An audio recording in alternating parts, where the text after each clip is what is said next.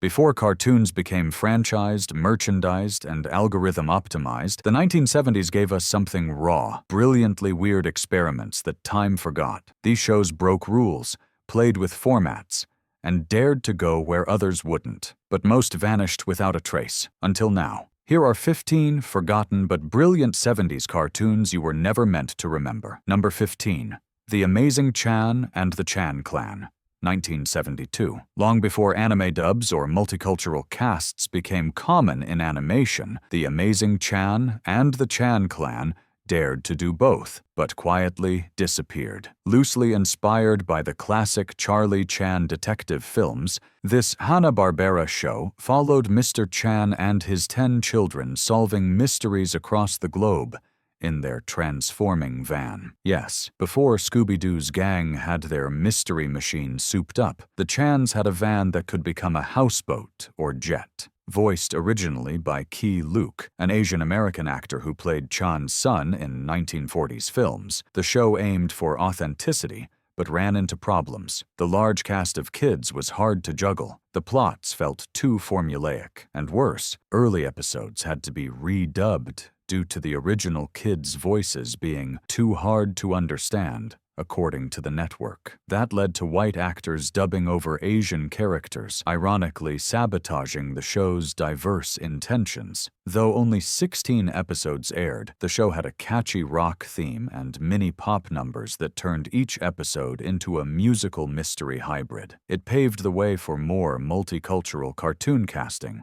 but rarely gets credit. Dismissed as awkward and short-lived, Chan and his clan deserve a revisit for how ahead of their time they were. Number 14. Wait Till Your Father Gets Home, 1972. Imagine if Family Guy existed in the Nixon era. That's what Wait Till Your Father Gets Home essentially was. This primetime animated sitcom was subversive, uncomfortable, and way too smart for its time. Produced by Hanna-Barbera and originally airing on syndication, the show tackled Cold War paranoia, feminism, generational clashes, and the American middle class's slow unraveling. The show centered on Harry Boyle, a conservative dad constantly clashing with his liberal children, suspicious neighbors, and evolving society. The writing was biting, with guest voices from comedians like Tom Bosley and voice legend Paul Frees. Visually, it borrowed its aesthetic from the Flintstones, but leaned far more into satire than slapstick. What really makes this cartoon legendary is how it predated All in the Family's themes by making fun of both sides. Harry wasn't always right, and neither were the hippie kids.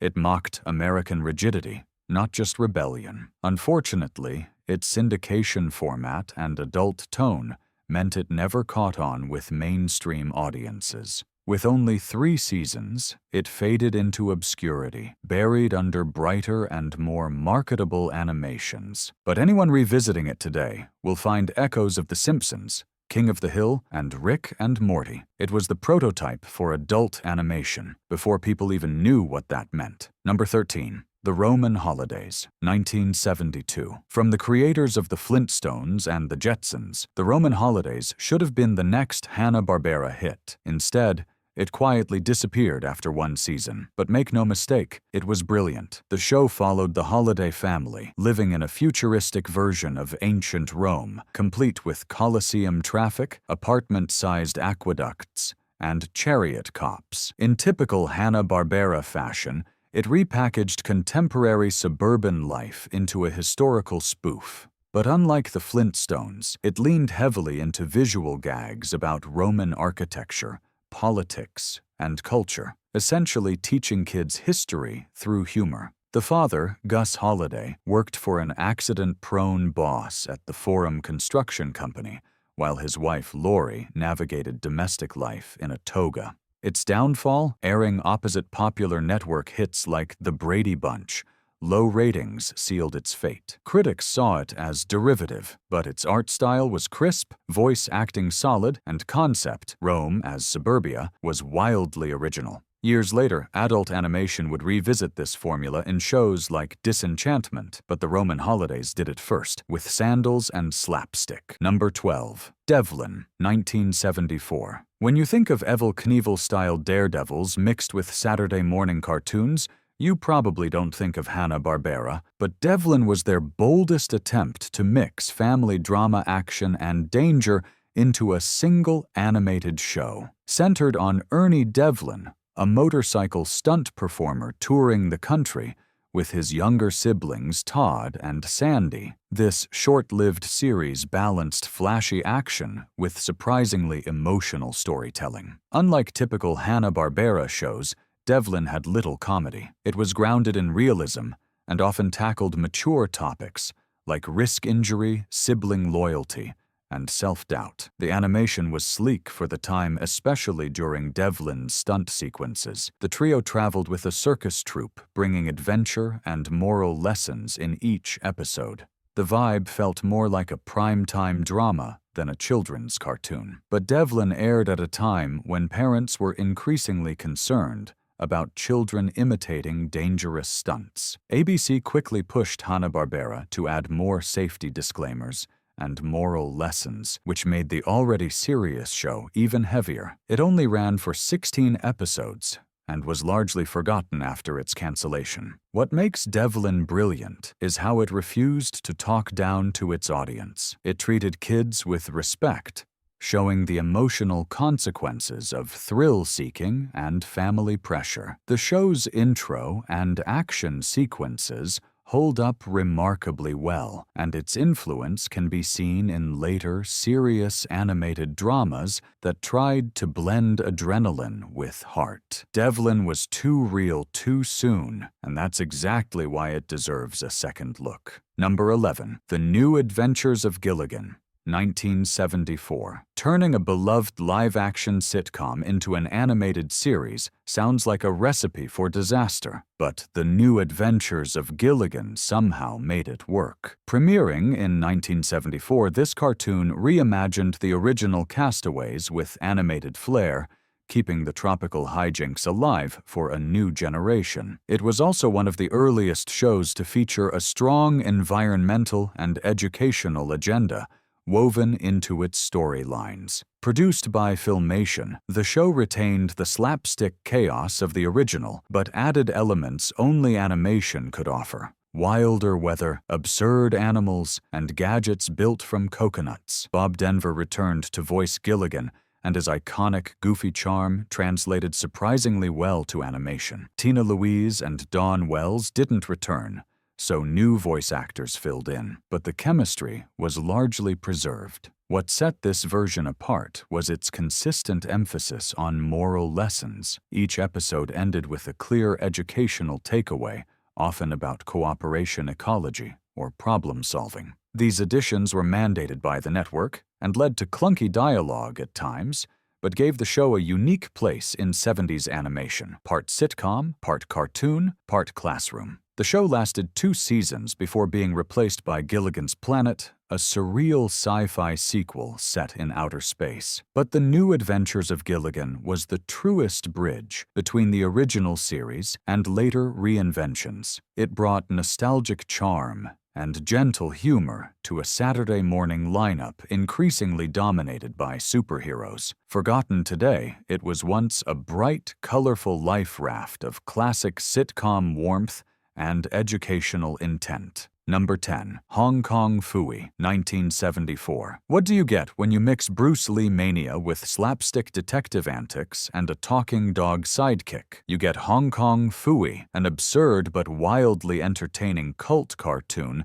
that aired in 1974. Voiced by the iconic Scatman Crothers, the title character was Penrod Penry Pooch, a mild-mannered janitor at a police station who transformed into the martial arts superhero Hong Kong Phooey. Armed with his Hong Kong Book of Kung Fu and the help of his sarcastic cat sidekick Spot Phooey, leapt into action to fight petty crime, with often hilarious results. The irony: the cat usually solved the crime, while Phooey stumbled and bumbled his way through every case. That blend of clueless hero and clever animal companion made the show feel like a kung fu parody decades ahead of its time. What made Hong Kong Phooey stand out was its boldness. It surfed the 70s wave of martial arts obsession while also poking fun at superhero tropes. The animation was energetic, the theme song was an earworm, and the timing of Scatman Crothers' voice work was nothing short of brilliant.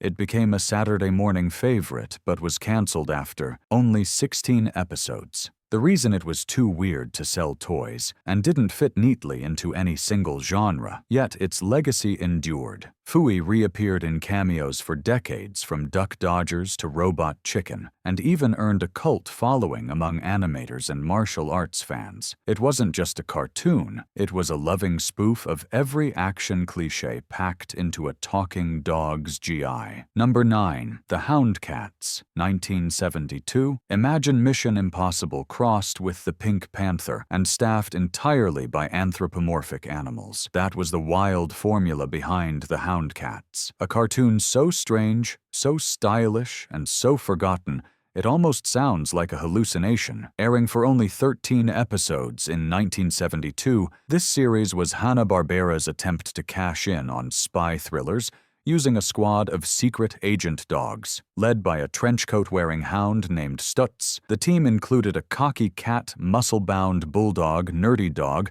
with gadgets, and a martial arts expert. Each week they received top-secret assignments via exploding messages and were dispatched in a jet-powered dog van to solve crimes, stop villains, or save dignitaries. The satire was clear. The show mocked spy tropes with absurd gadgets, disguises, and improbable plans that often went hilariously wrong. What makes the Houndcats brilliant is its tone. It was zany and fast-paced, but also visually inventive. The animation leaned into shadowy espionage lighting and tight action sequences rare for Hanna-Barbera. The theme song, a marching military chant, was an instant earworm that made it feel like a real mission briefing for kids. So why did it fail? The concept may have been too niche. Kids expecting Scooby-Doo got a spoof of Cold War politics and secret agencies, but for animation fans it was gold. The show even had episodes where the Houndcats confronted environmental sabotage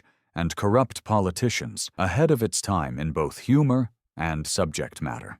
The Houndcats might be gone, but its fearless blend of genre parody and talking animals still deserves applause. It was spy satire in fur suits, and it almost worked. Number 8. These Are the Days, 1974. While most 70s cartoons aimed for slapstick and superheroes, These Are the Days dared to be gentle, thoughtful, and grounded. Created by Hanna-Barbera and airing briefly in 1974, this lost gem followed the Day family in post-Civil War America. Set in a fictional 1890s town, the show focused on everyday moments, family dinners, school adventures, small-town politics, and local values. In a way, it was the animated counterpart to The Waltons, a slow-paced historical family drama for Saturday mornings. The father ran the town's newspaper, the children navigated a world without modern distractions, and the grandfather dispensed old-timey wisdom. There were no aliens, robots, or fantasy worlds, just quiet stories about growing up in a simpler time. The show's animation was unusually soft and painterly. It used warm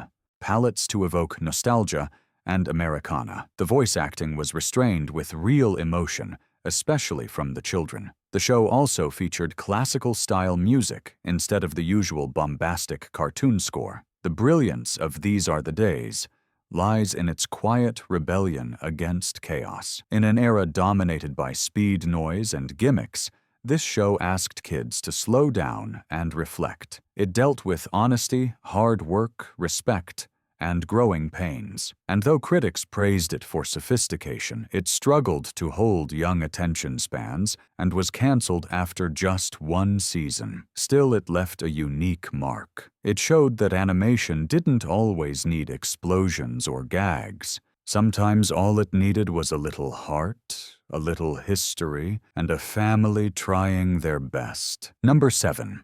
The Barkleys, 1972. If All in the Family had been made about dogs, it would have looked like the Barkleys. This 1972 series was a short-lived animated sitcom that turned a working-class canine family into a mirror for American domestic life. And it was more socially aware than most people give it credit for. The show revolved around Arnie Barkley, a gruff-voiced bus driver with conservative views constantly butting heads with his liberal children and patient wife, Agnes. Their suburban world was packed with real-world issues: money problems, school dilemmas, peer pressure, and politics, all reimagined through a dog's eye view. The characters wore clothes, walked upright, and lived in a surprisingly detailed animated neighborhood. What made the Barkleys stand out was its commitment to satire. The show poked fun at social issues but never felt mean-spirited.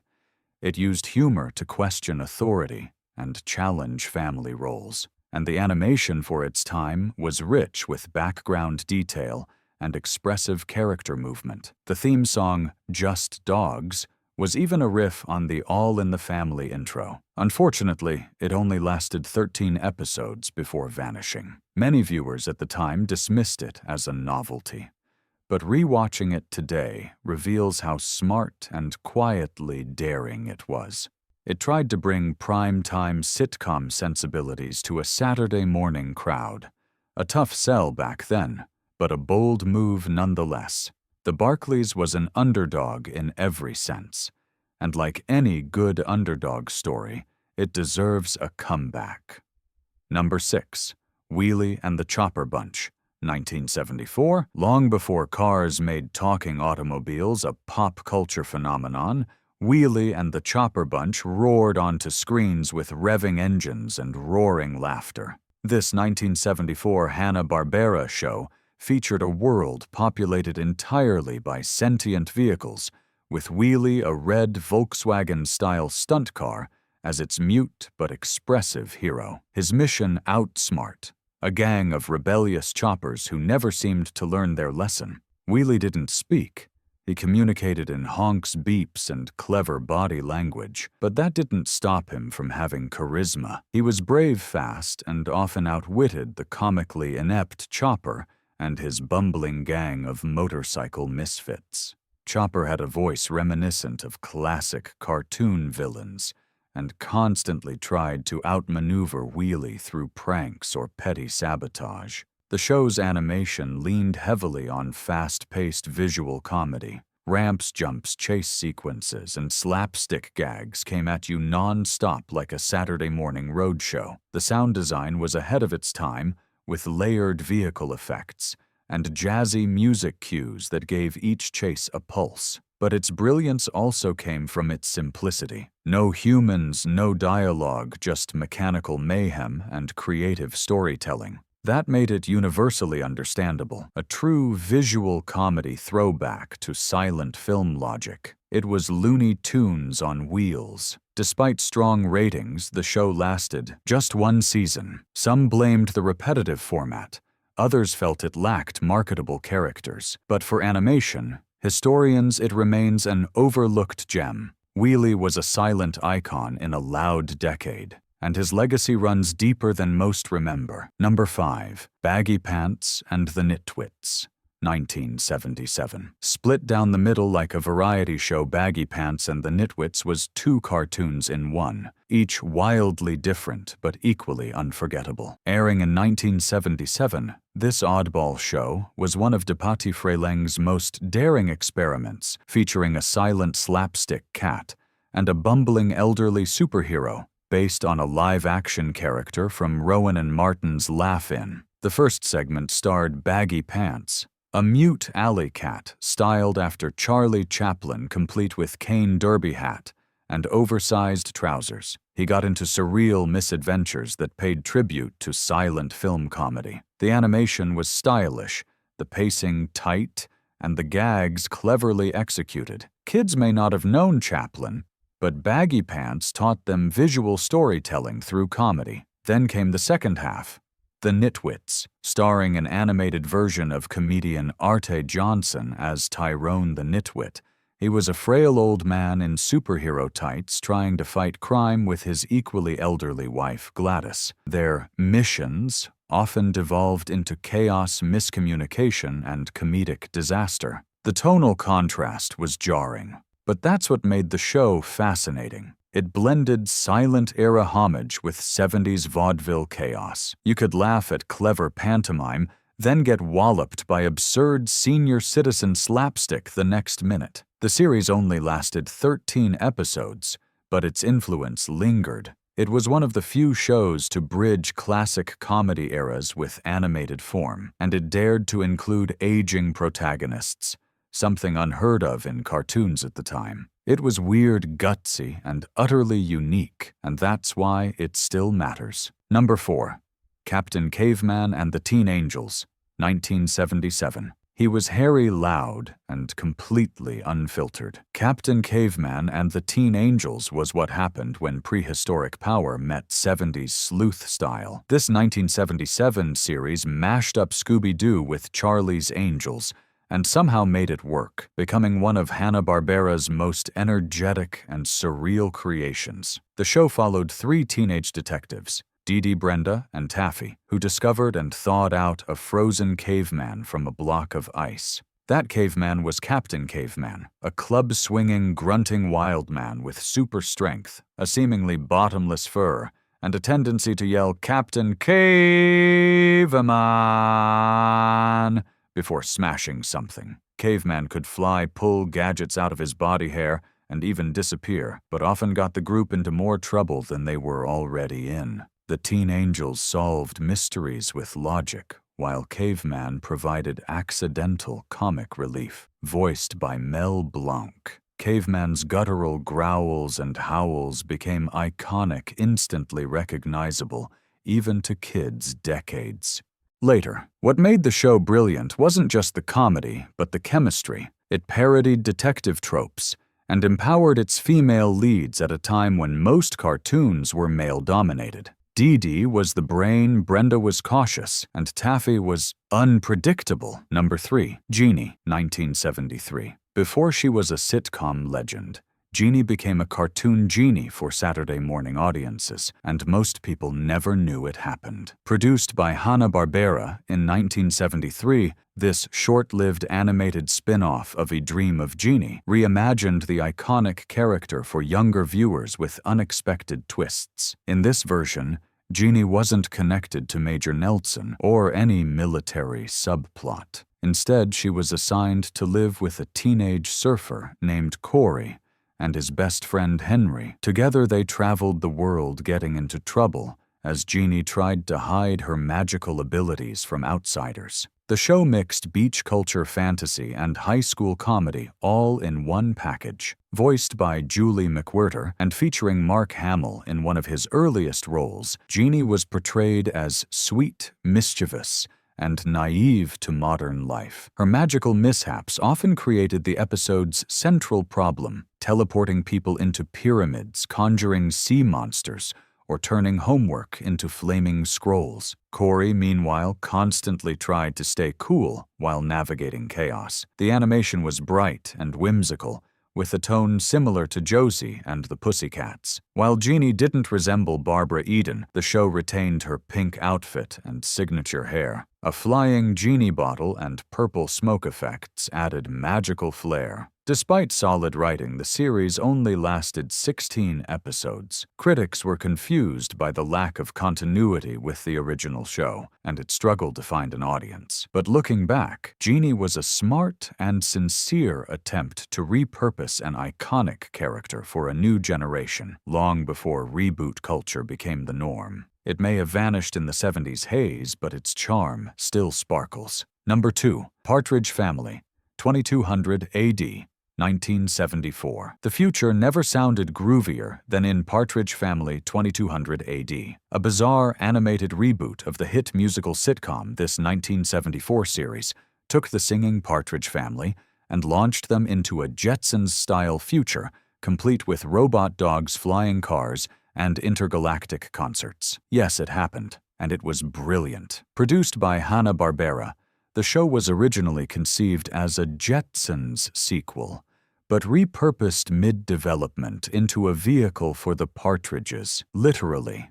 In this world, they lived in Orbit City, wore shimmering futuristic jumpsuits, and dealt with space-age versions of family. Drama. The kids still played music, but now their gigs were on Mars or aboard space stations. It was musical sci-fi camp for Saturday morning viewers. The character designs were slightly altered from the sitcom, and only Danny Bonaduce and Suzanne Crowe returned to voice their animated selves. The rest were replaced by voice actors, including veteran talents from other HB projects. The writing leaned hard into gadget gags, jetpack chaos, and alien cameos, but always returned to family dynamics and harmony, literally. Critics dismissed it as a cash grab, and ratings were low, but for kids of the era, it was pure Saturday morning escapism. The show blended pop culture trends, futurism disco musical variety shows,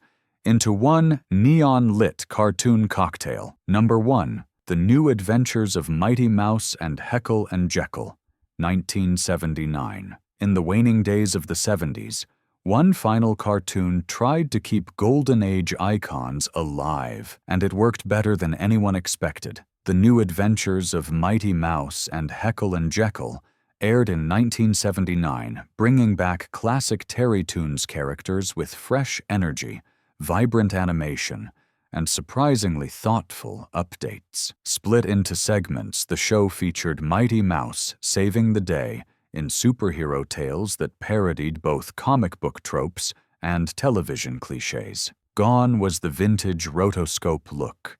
In came faster pacing, colorful backdrops, and deeper sound design. Mighty Mouse now tackled absurdly futuristic villains and interdimensional threats with campy swagger and moral certainty. Meanwhile, Heckle and Jeckle, the wisecracking magpies, continued their chaotic misadventures in brand-new animated shorts. Their schemes were clever, and their banter sharper than ever. The animation here paid tribute to classic slapstick, but with a 70s twist in timing and direction. Side segments like Quackula, a vampire duck, added to the show's variety. What made it brilliant was how well it respected its origins while updating its tone. The show never mocked its roots, but instead celebrated them while subtly pushing animation into a new decade. It gave these nearly forgotten characters a second life right before the 80s boom in cartoons. While it only ran one season, its DNA influenced revivals like Mighty Mouse, The New Adventures in the 80s, and left behind a trail of reruns that quietly shaped young viewers. It was the last breath of golden-era cartoons, and it went out flying. These weren't just cartoons. They were time machines, forgotten by pop culture but brimming with invention, humor, and heart. The 70s were wild, weird, and wonderful, and these shows proved animation had no limits. Still want more? Hit like, subscribe, and rediscover what Saturday mornings used to feel like.